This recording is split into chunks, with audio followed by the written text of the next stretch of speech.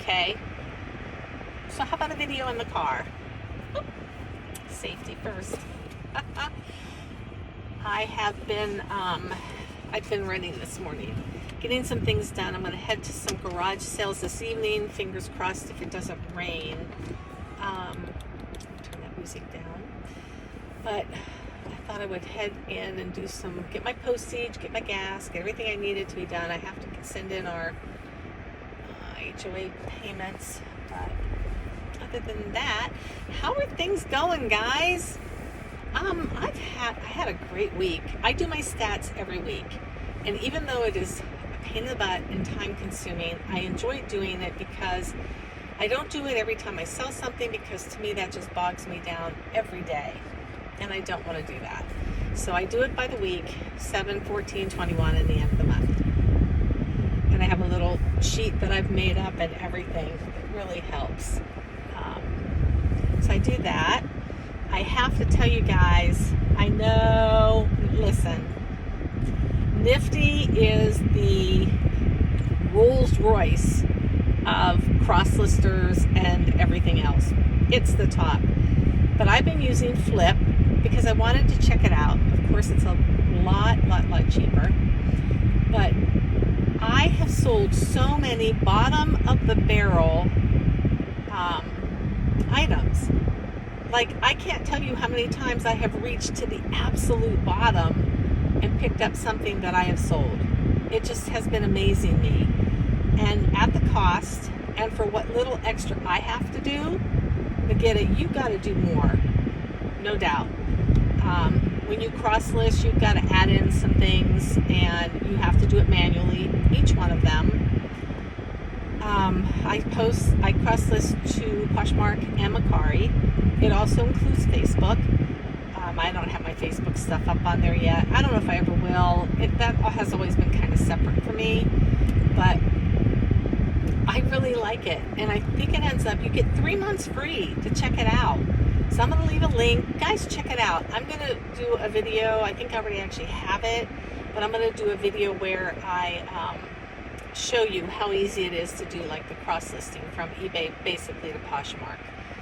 And you fill in 4 forms and that's it.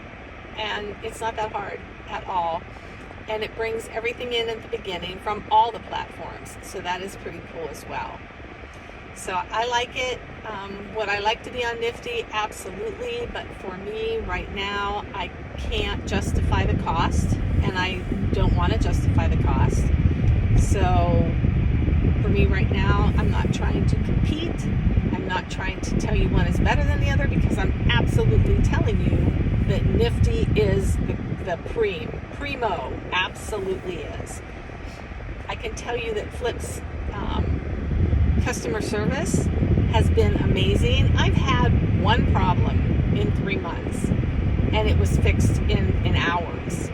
So I'm giving you guys an option. If you can't afford whatever it is that Nifty has, I gotta get over here. Everybody's being nice today. If you can't afford what Nifty is asking, there are alternatives out there. You don't have to be stuck. So I'm just giving you an alternative. I do. I like it. Oops. There is so much construction going on here. It's absolutely insane. They are doing, I guess, a road widening from, it's just going miles and miles, probably 20, 25, 30 miles. And they're doing it on both highways. It's just unbelievable, the amount of traffic. Like, I'm looking at a line of traffic for miles long, just bumper to bumper, heading into, and this is just small towns. It's not even going into the city. But anyway, so my sales have been good. I hope yours have been too. And if they're not, don't worry, they will pick up. Guaranteed. When I first started selling, I barely sold one item a day. Barely. And then I got my listings up, I think 200, and then 500, and then now I have about 2,000 listings. I am selling between 7 and 10, sometimes 12 items a day. It expect too much when you're first starting out. Don't think that you're just going to be making a whole bunch of sales in the beginning, because it just doesn't work like that. It doesn't work like that in anything. You never start at the top. You got to work your way up. You know, I have a grandson and he's graduating, and unfortunately for him, honestly, we've pretty much given him everything that he wanted. We have given him everything, from all the different fun things that he has wanted to do and go and places to see. Well, now he's an adult and he hasn't worked for it. And there's something to be said for working for things. So I want him to start to work for what he has. Sorry, traffic. And that's why I'm kind of relating that, you know, to eBay and to reselling. You got to work for it. It's not going to be handed to you. It's not going to be giving it to you. And you're going to appreciate it a whole lot more when you work for it. Just like back in the day when K-Way was doing, right now he's doing bales, but before bales he was buying, I think, like large things. I can't remember what they called it. And he wouldn't tell us what they were because we had to work for it. We had to make our own connections. Could he have told us? Yes. Could he have directed us? Yes. But would we have really appreciated it if we had not put in the hard work to do it? I'm just saying. And the same thing with the bales, man. Get your own connections. I actually made up some business cards. I have made them on Vistaprint, and I've actually used them a few times where people have told me, you know, like, hey, are you a reseller? Yeah, I am. I mean, even the place where I volunteer, which is a thrift store, knows that I resell. And I'm proud of the fact. I don't hide it. I'm not ashamed of it. The stigma comes from us thinking there's a stigma.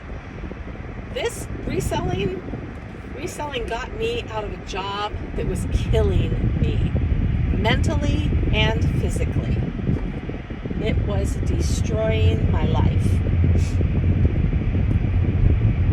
And I was able to leave that job because of reselling. I got to actually leave it earlier than I wanted to. I wanted to leave a year after what I did, but the job was killing me, literally. And it's taken me, I've been gone now 5 months, and it's taken me all that time to kind of just rejuvenate. Like, I feel wonderful. I don't even remember working there. I don't remember anything. I don't remember the uniform. I don't remember anything about it. And it's amazing to be free from that kind of stress. Reselling has its own stresses, but it's different when you love what you're doing and you enjoy it so much. So next time you hear somebody say there's a stigma or, ooh, I don't want to tell anybody I'm a reseller, why not? Why not? Tell them. You know, if they have an attitude, they have an attitude. If they shut the door, they shut the door. There's lots of doors out there. There's a lot of people who appreciate resellers. I think sometimes people have a different attitude about it. Like, they think we're, you know, like, oh, you're taking from the poor. Am I? I can tell you where I work. They feel gaylords within days of clothing and purses and, you know, like accessories, things like that, hard goods, actually soft goods. And where does it go? Those go to Africa. They go to a textile mill, a mine, a big, huge pile of garbage clothes. That's where they go. Don't let them tell you any different. A lot of them, like some Christian places, they send it to missions and stuff, but honestly, how much clothing can one person have? So we are sending over, what are those things called? The big, you know, on the trains. They're full of clothing, and it's just going, and then it goes on a ship, and then it goes overseas, and then they dump it. So next time you're ashamed of being a reseller, think about yourself repurposing items that are going to go sit and rot in a pile in a foreign country. There's no better feeling than knowing that you are, number one, you are finding something that people are looking for. And maybe a treasured or lost item that somebody had and it got broke, or somebody stole it, or something happened to it in moving. and you happen to have picked that item up at Goodwill or Savers or some thrift store, and you put it on your page, and you made somebody's day. You whatever. I have created so many memories, and I'm going to start to keep track of them. I picked up a kilt one time at a Goodwill, and I listed it, and the gentleman wrote me back, and he was actually, he became handicapped, he was in law enforcement, and he needed this certain kind of kilt in order to still perform the way he wanted to, but being in a handicapped way. I just thought it was pretty amazing. And make memories. Don't make reselling bad. It's not. We don't take from the poor. Sometimes we help the poor. I give back so much stuff. It's unbelievable. And so do a lot of resellers. So next time if somebody asks you for reseller, yes, I am. And this is why, if you need to know. And tell them your story. Tell them why. Tell them you're trying to make it paycheck to paycheck, that you're helping your family, that you want a family vacation. Do it. It's only going to spread positivity. You know, when you lie, they know you're lying. I know when I first started, I would go into my local Goodwill, and I would buy, first of all, I would buy tons of stuff that wouldn't sell, but I would buy tons of stuff. And, are you a reseller? No, I'm just buying for my family. Liar. They know you. They know what you're doing. So don't lie about it. Garage sailors, they know too. And don't be afraid to comp things out.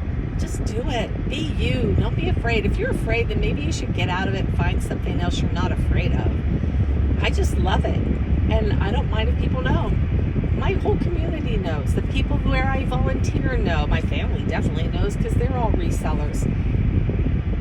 I'm very, very proud of it. And I hope you are too. And it's Friday. And I hope you guys are having a good day. I'll put up that video about Flyp. I'm actually almost home. And I will talk to you guys later. I might add something to this. I don't know. But you guys have a great day.